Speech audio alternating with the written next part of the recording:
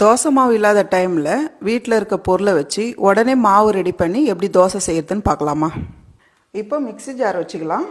நான் 200 கிராம் ரவை எடுத்திருக்கேன். இது வறுக்காத பச்சை ரவை தான். இப்போ ஜாரில் சேர்த்துக்கலாம். கூடவே 1 கப்பு கெட்டி தயிர், கொஞ்சமாக ஒரு 1/4 ஸ்பூன் அளவுக்கு சர்க்கரை சேர்த்துக்கலாம். உப்பு தேவையான அளவு சேர்த்துக்கலாம். கொஞ்சமாக தண்ணி சேர்த்து தயிர் கப்பை கழுவி ஊற்றிக்குங்க. இப்போ இது நல்லா மிக்ஸ் பண்ணிவிடுங்க. இன்னும் கூட கொஞ்சம் தண்ணி சேர்த்துக்கலாம். இப்போ இது நல்லா அரைச்சி எடுத்துக்கலாமா? பாருங்கம்மா, இதே போல் அரைச்சி எடுத்துக்குங்க. இப்போ இது ஒரு பவுலுக்கு மாற்றிக்கலாம். ஜார் கொஞ்சமாக தண்ணி சேர்த்து கழுவி ஊற்றிக்குங்க. இப்போ இது 15 நிமிஷம் நம்ம அப்படியே மூடி வைக்கலாம். ஒரு 15 நிமிஷம் ஊறட்டும். பாருங்கம்மா, 15 நிமிஷம் ஆயிடுச்சு. நம்ம பார்க்கலாம். மாவு கொஞ்சம் திக்காயிருக்கு பாருங்க. அரைச்சதுக்கும் இப்போதைக்கும் வித்தியாசம் பாருங்க. கொஞ்சம் திக்காகும், ரவைன்றதுனால திக்காகும். கூடவே 3 சிட்டிக்கு அளவு சோடா உப்பு சேர்த்துக்கலாம். நல்லா மிக்ஸ் பண்ணிவிடுங்க. உங்களுக்கு மாவு ரொம்ப திக்காக இருந்ததுன்னா நீங்கள் கொஞ்சம் தண்ணி சேர்த்துக்கலாம். கரெக்டாக இருக்குது. நான் தண்ணி சேர்க்கல. தோசை மாவு பதத்துக்கு இருக்குது பாருங்கள். இப்போ தோசை தவா வச்சுக்கலாமா? தவா சூடானதும் லைட்டாக எண்ணெய் எடுத்து தவாவில் சேர்த்துருங்க. நல்லா தேய்ச்சி விட்டுருங்க. பாருங்கள், தவா நல்லா சூடாயிடுச்சு. உங்களுக்கு மீடியமான கரண்டியாக இருந்தால் 2 ஊற்றுங்க. ரொம்ப பெரிய கரண்டியாக இருந்தால் 1 கரண்டி ஊற்றினா போதும்.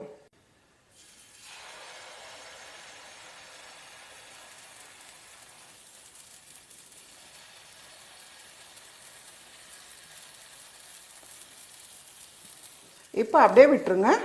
தோசை ஊற்றிட்டு தேய்க்கலாம் வேண்டாமா? நீங்கள் அப்படியே விட்டுடலாம். மேலவே லைட்டாக எண்ணெய் சேருங்க, அதிகமாக தேவையில்லை. அடுப்பு தீ குறைச்சி வச்சுடுங்க. மீடியமான அளவில், ரொம்ப ஃபாஸ்ட் வைக்காதீங்க. இதை போல் பபிள்ஸ் வரணும். பாருங்கம்மா, அழகாக கல் தோசை போலே வந்திருக்கு.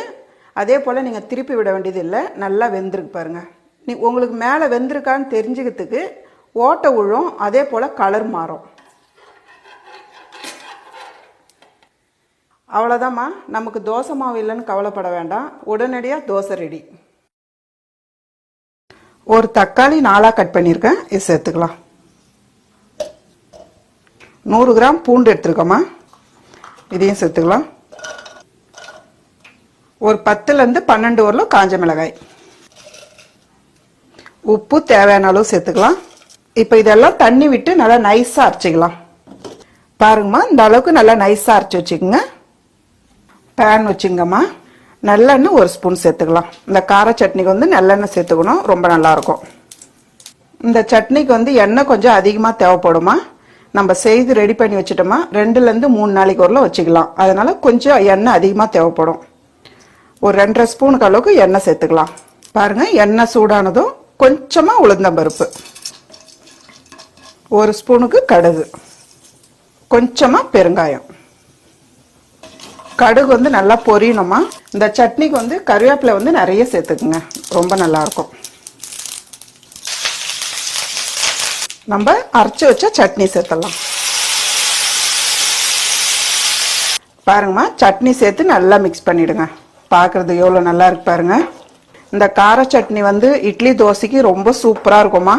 அப்படியே ஒரு 5லேருந்து 6 நிமிஷம் மீடியமான தீயில இருக்கட்டும். பாருங்கம்மா, ஒரு 7 நிமிஷத்துக்கு ஆயிடுச்சு. கரெக்டாக வந்துச்சு பாருங்க.